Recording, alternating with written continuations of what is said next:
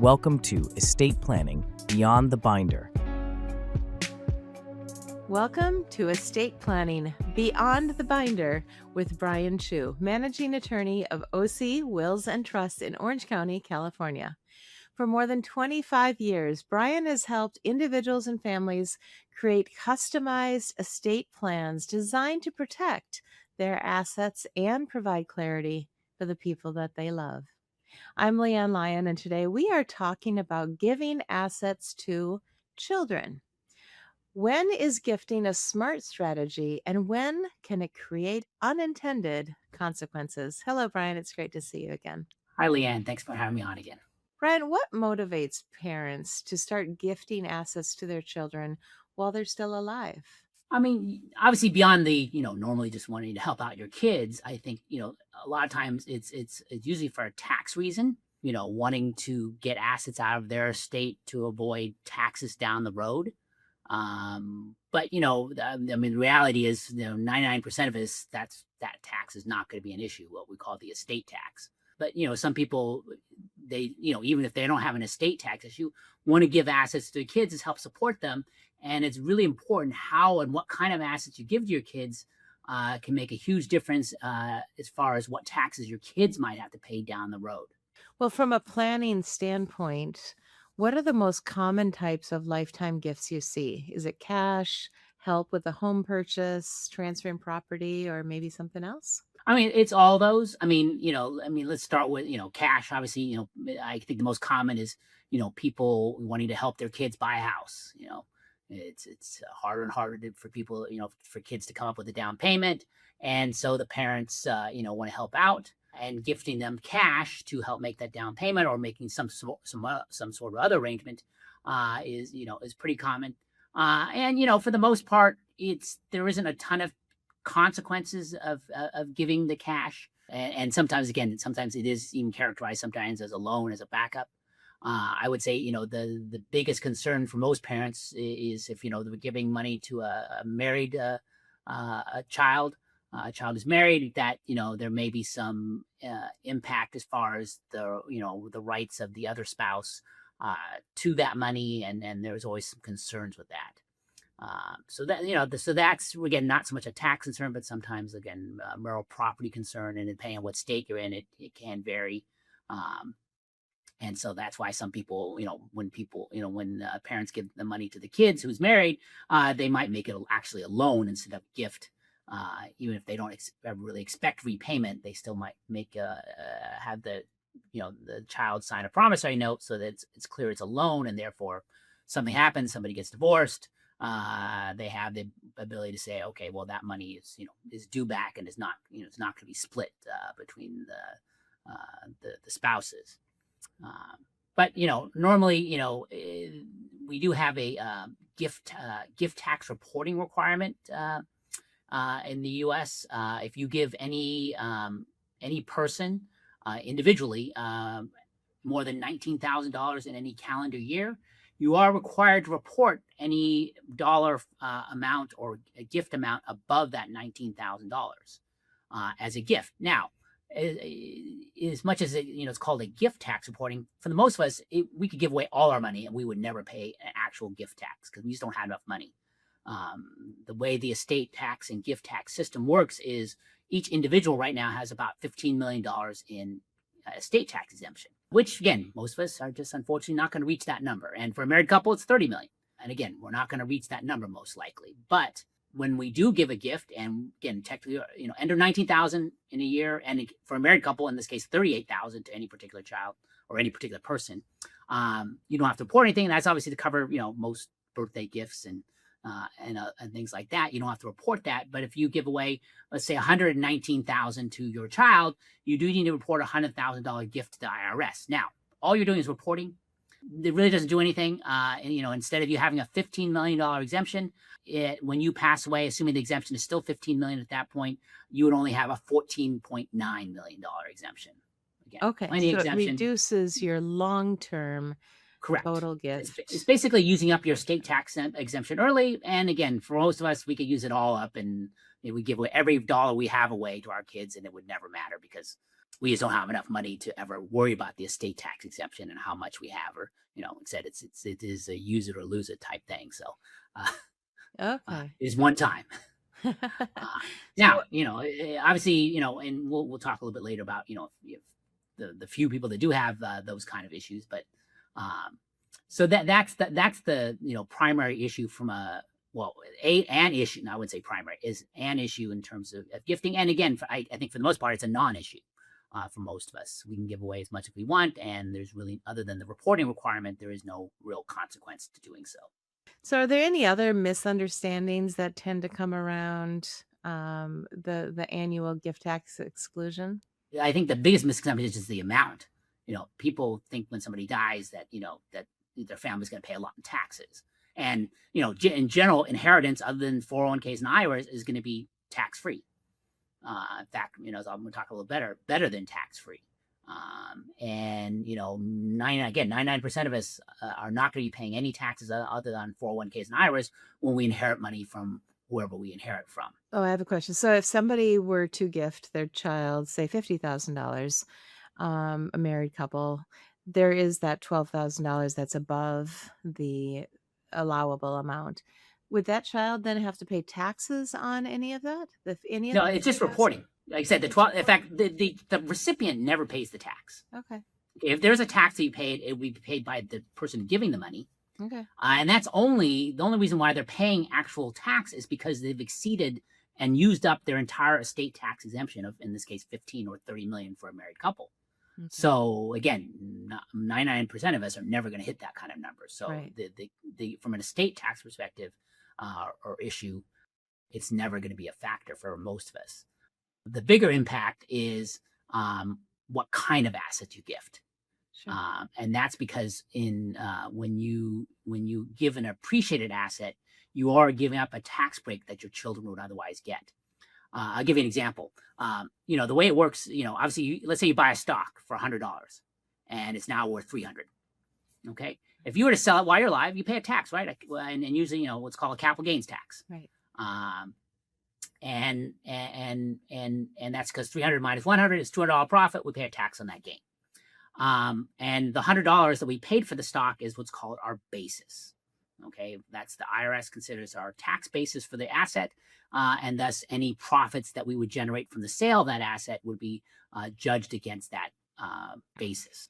Okay, and the good news, well, I don't know if it's good news, but what happens when somebody passes is you get your heirs will get what's called a step up in basis.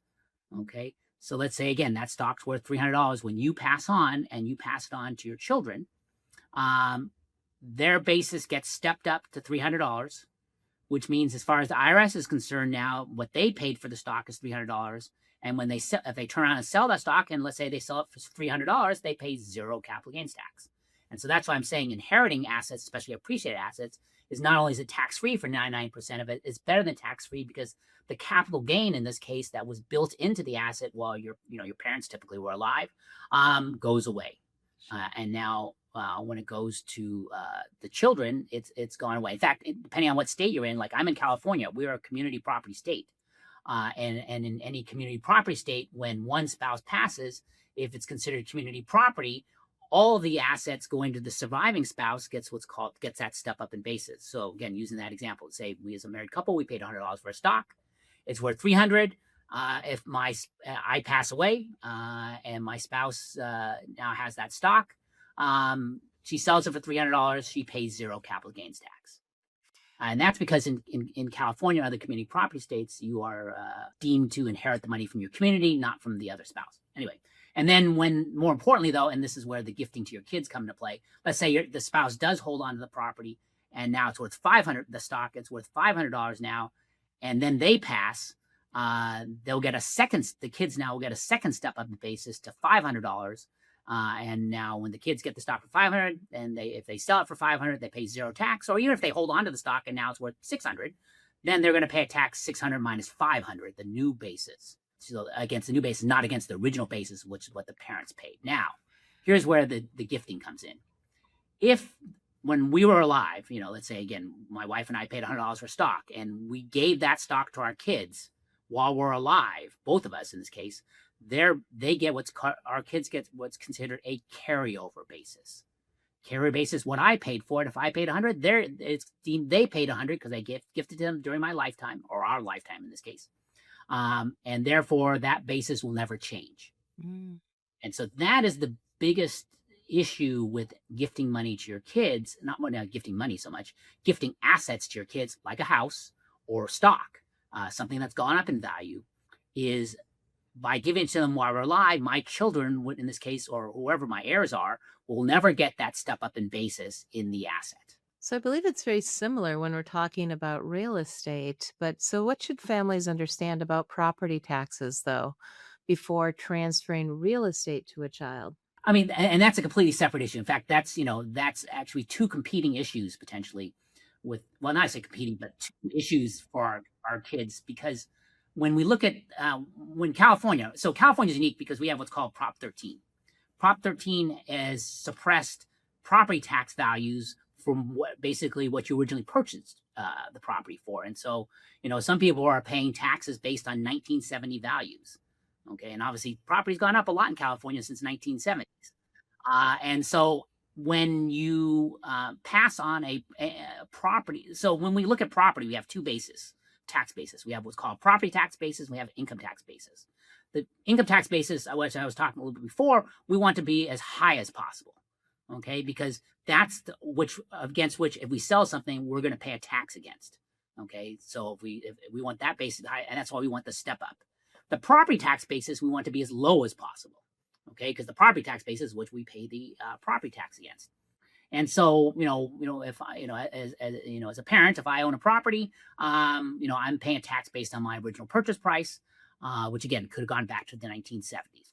Not so much for me, but my parents, let's say, goes back to the 1970s. And Prop 19, which is a new law that came into play around 2021, has heavily restricted. It used to be you could pass on a lot of things to your kids, multiple properties, and they would be able to inherit your property tax basis, low property tax basis.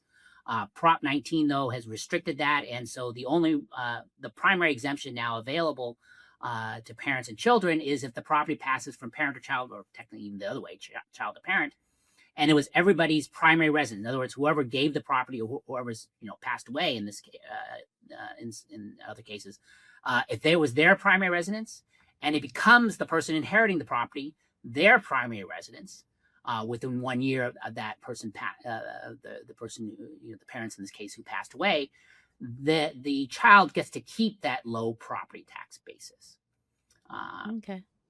And so anyway, when it comes to gifting, the issue there is if you gift a property to your child while you're alive and they don't qualify for the exemption because it wasn't your prime residence, so if you gave them a rental property, or it was your primary residence and you're going to give it to them and it's not going to be their primary residence, they're going to make a rental property, let's say, then the property taxes are going to be reassessed.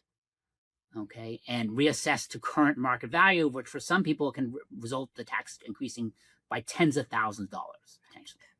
And so people have to be very careful about gifting real property to their children because we see it all the time. People are all of a sudden they're getting a massive tax bill for the property tax. So they added, and it could be as simple as and it's very complex. The people, because people used to add children to titles like joint tenants and things like that. And we see that all the time. And joint tenancy being if two people, let's say a parent and a child are on there, parent passes away, child gets the property automatically, and it is a way of estate planning. And there wouldn't necessarily be a reassessment. But now when we have that situation, and if you want to change that, and one of the reasons why you might want to change that is because of this gifting issue. Because if I already own half the property, if you put me on title and I already own half the property, I will only get half the step up in basis, the income tax basis.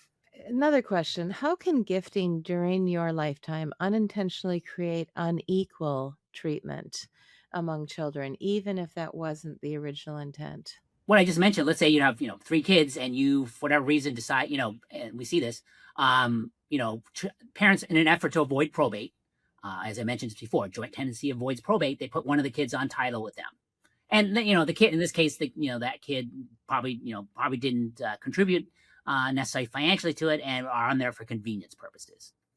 And what they don't understand, sometimes they don't realize, is if that parent passes away, the property is going to go to the child, and that will be outside of any other estate planning that they may have done or lack thereof. And so even if their trust says everybody, or their will says everybody gets treated equally, because it's joint tenancy in this case, they gifted, that child half the property effectively. And then the child gets a whole property upon the parent's passing automatically. That property will not be split equally between the kids. That will not be part of the assets, because it's not joint tenancy in this case overrides the trust and the will. And so we see that happen quite often. As far as, people who have done planning before they start talking to an attorney about doing estate planning and trusts and wills and things like that, is they've added children on as joint tenants.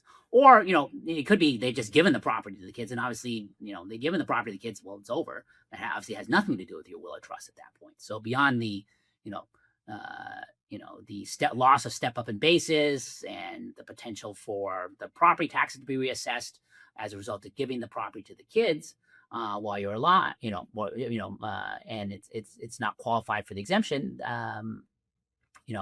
that can cause your kids to have to pay a lot more, or your kids and or your family in general to pay a lot more in taxes. Just to wrap up here, just a real quick answer here.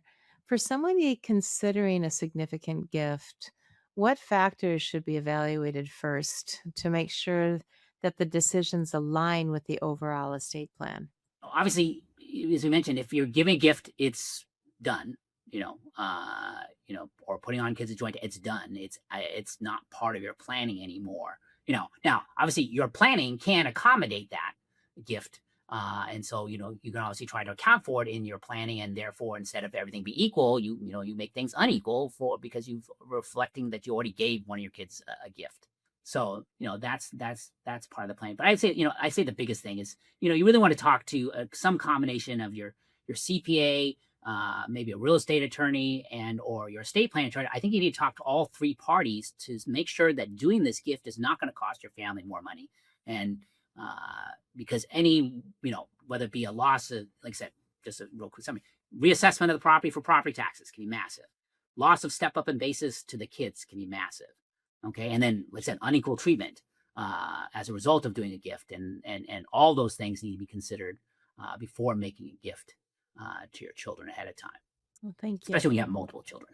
Well, thank you, Brian. And thank you to our audience for listening to Estate Planning Beyond the Binder.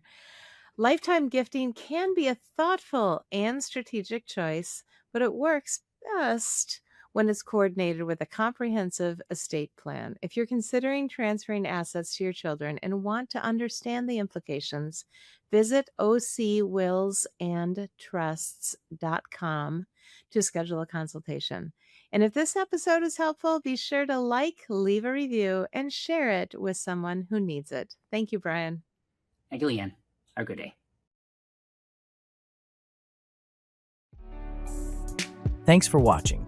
Be sure to hit that like and subscribe button and leave us a review in the comments.